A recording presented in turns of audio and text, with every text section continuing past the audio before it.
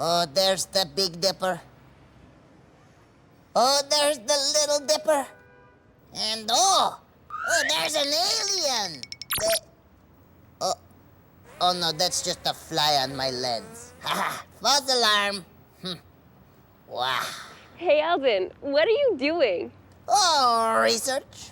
You see, when I become Prime Minister of Canada, I will be head of the space program. No, you won't, Eldon. Oh, yes, I will, because as Prime Minister, I say so. You see? I'm the boss. Okay, whatever. But for now, do you mind coming back down to Earth? We need to know what we're supposed to be doing in Yellowknife. Okay, let me see. You're supposed to be making a television show, talk to some kids, and learn about Canada a bit, and you're supposed to stop bugging me with details. You know what that is? That must be my moon rock delivery. Okay, you two get to work. Welcome to CG Kids, where Sid and I are taking you on a cross-Canada adventure to every capital city in the country. Today we're in Yellowknife, the capital of the Northwest Territories. Today we're going 75 meters below ground to see what happens when one of the biggest gold mines in Canada's history shuts down. And we'll visit a sled dog training camp, where husky pups learn how to become world-class sledding dogs.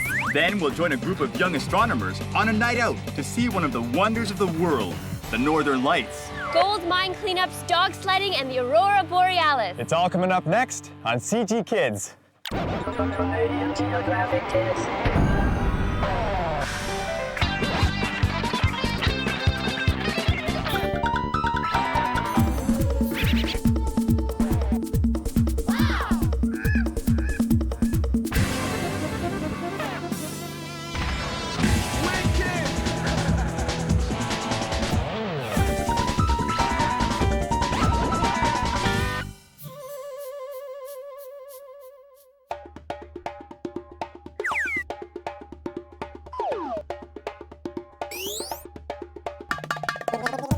Welcome to Yellowknife, the capital of the Northwest Territories.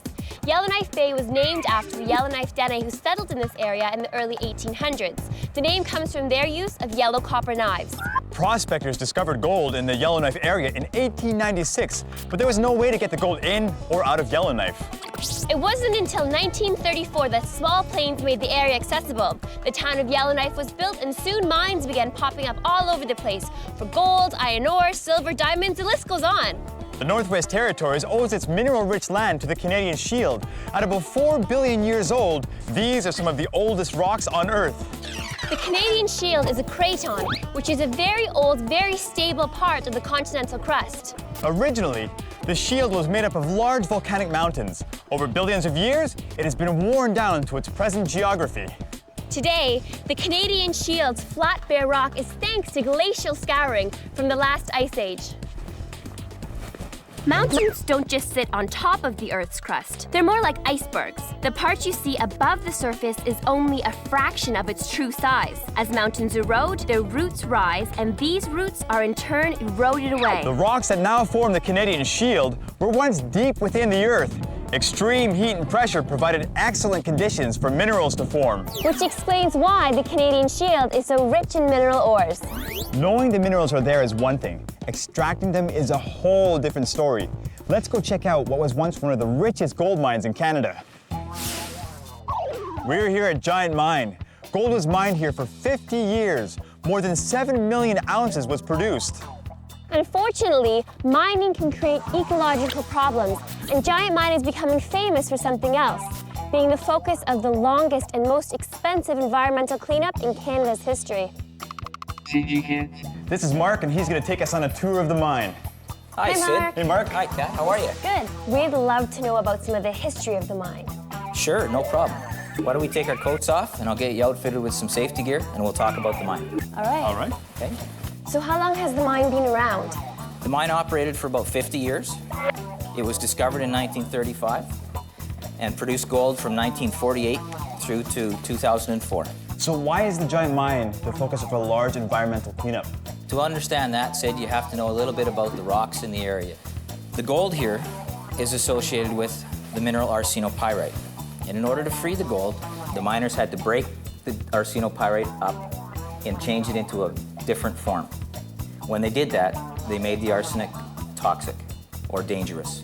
Over the course of 50 years, the mine produced about 237,000 tons of this arsenic trioxide mineral. And we've now got that stored in a safe location in the underground. Let's go. I'm ready. So this is the cage we're going to get in, and it's essentially an elevator that's going to take us to the arsenic chambers. This is a serious elevator.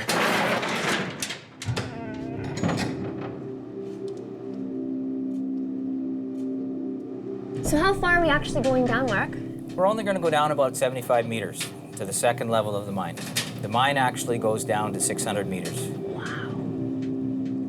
So is this the original elevator? Yeah, this is the original elevator C shaft.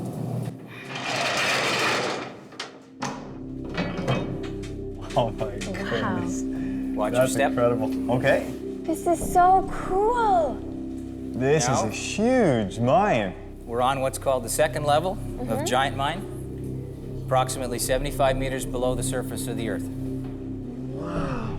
So is this like pretty much what the miners would have originally seen way back? This area of the mine was mined out approximately 30 years ago. So how long do these tunnels go for? Oh, there's kilometers and kilometers of underground workings at Giant. You have to remember, they mined for 50 years here. How do you find your way around? Well, it's a lot by feel. A lot of the tunnels are also recorded on maps and sections. The miners generally know where they're going when they're here working. So Mark, where are we headed now? We're going out to the second level, the end of the second level, underneath chamber 212 and bulkhead 50. So what's a bulkhead? A bulkhead is just a big cement plug that we put in to one of these tunnelways to seal the arsenic into the chamber. And it helps keep the arsenic in the chamber and protects everyone else that comes to the outside of the bulkhead. So what form is the arsenic in the chamber? It's in a dust form. It looks a lot like dry paint mix that you would add water to. And that's part of the problem with the arsenic trioxide. If water comes in contact with it, it dissolves just like sugar would dissolve in water. And then that water has a very high arsenic content, and that's dangerous to come in contact with. So just around the corner here is bulkhead number 50 on chamber C212. Oh, cool. So that's man-made. That's man-made. A number of miners would have been down here with a bunch of cement and built this bulkhead or plug to keep the arsenic in there and keep it safely contained in the chambers. However, as you can see, we have water seeping into the chambers, and it's coming in contact with the arsenic and seeping out of the bulkheads. We currently collect that water so that it's safe, but it's not a good long-term solution. What is the plan for the long term? Well, what we're going to do is freeze the chambers. We're going to drill underneath them and install freeze pipes, and we're going to come from surface and drill around them and also install freeze pipes, and eventually the entire area will be a frozen block of ground and arsenic. Cool. No water will be able to get in through the chambers, and none will be able to come out. So it'll be a long-term, very stable, safe environment in the Yellowknife area. Well, it's nice to see all this work being done to keep this special area safe. There's an awful lot of work, and it's definitely work that we need to do.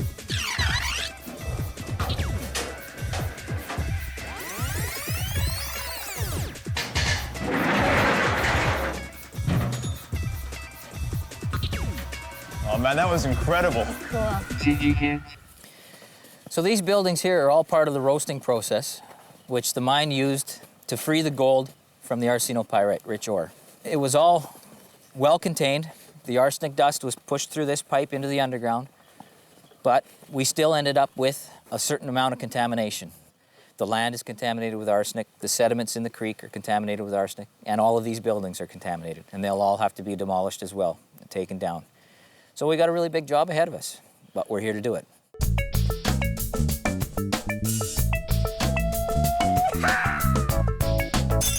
It's time for Triviography. Today's question is, what is lithification? Here's a hint. It's not a very short getaway. That's all you're taking? I'm not going on a big vacation. It's just a lithification. Okay. And it has nothing to do with a huge store clearance sale. This weekend and this weekend only. Come on down to Crazy Cat's Used Car Emporium. Everything must go. It's our once-a-year lithification sale. So what does lithification mean? We'll tell you later in the show.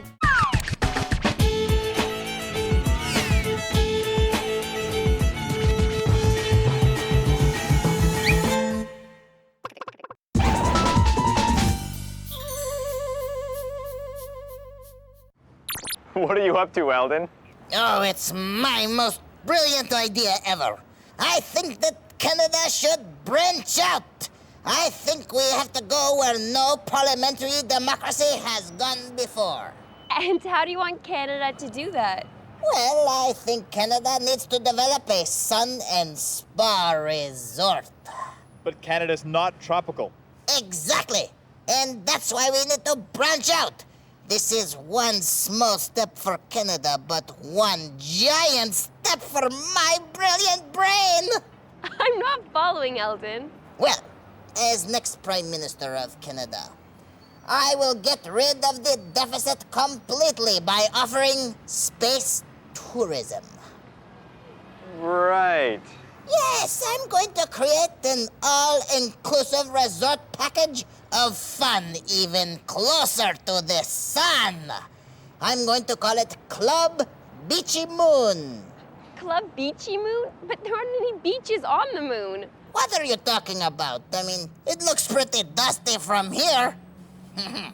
Okay, well, what about oxygen? And gravity. And water. And atmosphere. Oh, stop questioning my brilliant idea. Don't you have a show to worry about anyway? I've got to work on my presentation. I'm doing lunch with an investor later. Kat and I are in Yellowknife, the capital of the Northwest Territories, an Arctic territory. It's a land with a harsh climate and long winters. The Dene used dogs to pull sleds through the snow for hundreds of years before prospectors arrived and adopted the practice. Being able to pack a lot of gear long distances was a must. Dogs have largely been replaced by snowmobiles, but there's still some people in the north who prefer dog sled.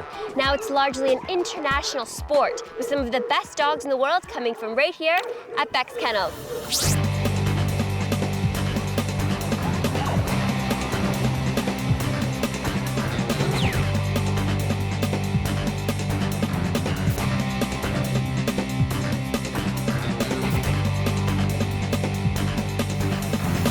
Pulling together isn't the easiest thing for sled dog teams to learn. It takes months of training. Tying the teams to wheeled carts or all-terrain vehicles is a great way to train in the off-season. Mushers run the dogs along snowless dirt roads like this one. The dogs have such an inherent drive to pull and are so strong that the brakes on these vehicles have difficulty holding them back.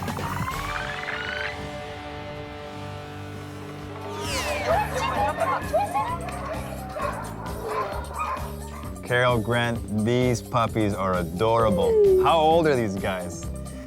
These guys are 7 weeks old right now. And how old are they before you start training them? We start free running them, just running behind their mother and taking them for walks by the time they're 2 or 3 months old, till they're 6 months old. Then we harness train them at 6 months. But very, very, very light training. Hardly, they don't pull anything, they don't work very hard till they're about at least a year and a half. And how do you know, like, will this one be a world champion dog?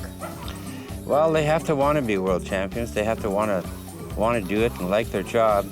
And we start from a very, very young age and finding out who enjoys what and who has a good work ethic, who wants to be a leader, who wants to be a wheel dog or a team dog. Or they usually sort themselves out at a real early age.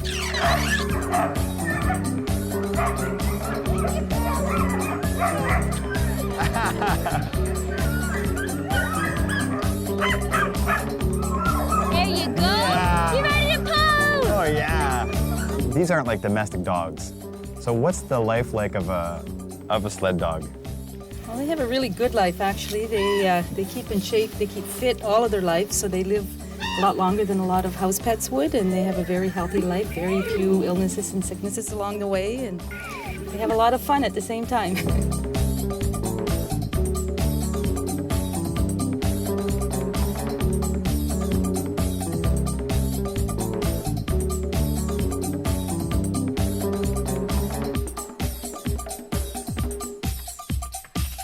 CGK Kids. Masecho, Grant, you're Carol. welcome. Yeah, Fabulous thank you. day. Thank Thank you you. very Thank much. Later. Bye. Cat, the puppy has to stay. Give it back. Back to your mommy. Okay. Thanks so much. Bye, puppy. Okay, bye.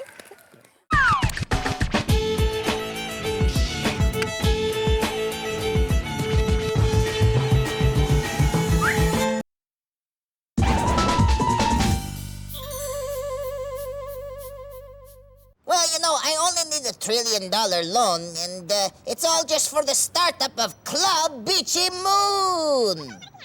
No, let's forget about interest, okay? I'll give you a complimentary trip for you and your wife. Hello? Hello? Oh, he hung up. Well, I guess I can get the taxpayers to pay for this idea. Oh, well, that's not so bad. Oh, good, you're there. Okay, hey, you're in Yellowknife, right? Yeah, it's great here, Eldon. You wouldn't believe some of the cool things we've seen. Yeah, whatever. Listen, the important thing is that Club Beachy Moon needs that high-quality, universe-class entertainment, you know? To draw the high-quality spenders, okay? That's what I'm talking about. And you two are just the ones to find it. Well, we'd love to help you, Eldon, but we can't. We're going to go see the Aurora Borealis tonight. Oh, but that's what I'm talking about. I heard that is the greatest light show on Earth. Oh, and I need you two to get a hold of its manager. Its manager? What are you talking about? The Aurora Borealis doesn't have a manager. Self-promoter, huh? That's going to be a tough sell. Okay, listen. Why don't you tell AB that we'll match whatever Yellowknife is paying him? Eldon, I don't think you understand. Sid, we gotta go. We're gonna miss the bus to see the show. Sorry, Eldon. We'll call you when we get back. Oh, the Aurora Borealis. What a money maker. Oh, Aurora Borealis. You're making me so rich. I love you, money.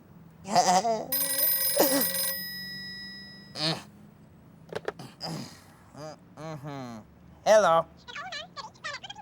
What do you mean you can't build a water slide on the moon? I don't care that you need gravity and water. Oh, it's so hard to find good help these days. Kat and I are at Aurora World, and here in the Northwest Territories, it's one of the best places to see the Aurora Borealis, or Northern Lights. We're going to witness this amazing natural phenomenon with James Pugsley and a group of young astronomers from Astronomy North.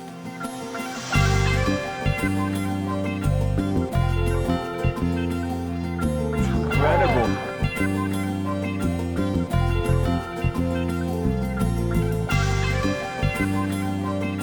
So what makes this such a great place to see the Aurora Borealis? Well, Yellowknife is found directly beneath the Aurora Oval. What's the oval? Yeah.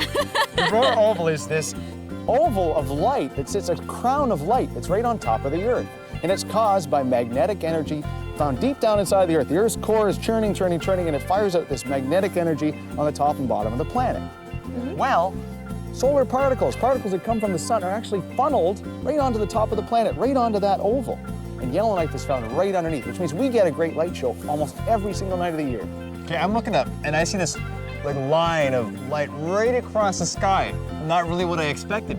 Well, the truth about it is that line will actually change as the night goes on. It'll become a whole blanket of light across the sky. And we'll get different colors. We'll get greens, we'll get pinks, we'll get reds. And it's all because of magnetic energy, solar particles, and just that Yellowknife's in a good spot. And why are there different colors? Why is it like there's green and all kinds of different things? Well, when it's green, that means that it's a particle that came from the sun reacting with oxygen in our atmosphere. When it's pink, it means it's reacting with nitrogen in our atmosphere. Wow, that's amazing. Okay, well, why is it called the Aurora Borealis? That's like a really cool name. Northern Lights? Well, the reason it's called the Aurora Borealis is because that means Northern Lights. The Southern Lights are called Aurora Australis. And, of course, the meaning of Aurora Borealis is Northern Dawn. Oh, neat. and we have people who come from all over the world to come and see this. So it's really, really cool. But it happens all day long, like 24 hours a day it's happening. You only just get to see it at nighttime. That's right. As soon as the lights go out, that's when we get to see it. So we get a northern dawn almost every single day. So you must just stand here and stare at the sky all night. Whoa, look at that! Whoa, that's really dancing. Guys, I think it's time we stopped talking and started watching. Yeah, they're really dancing.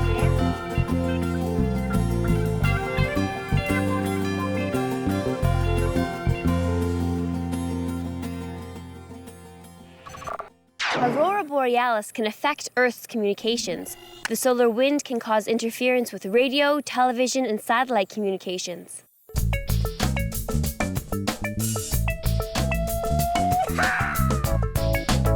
It's time to answer today's triviography question. Today's question is, what is lithification?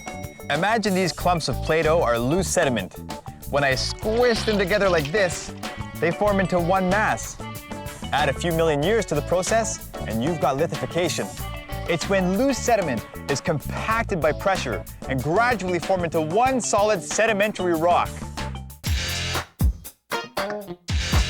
CG Kids is on the World Wide Web. Visit us and find out even more about our incredible country. Just click on our website to find games, contests, and way more about our show. You can even try the CG Kids Atlas online. Check it out.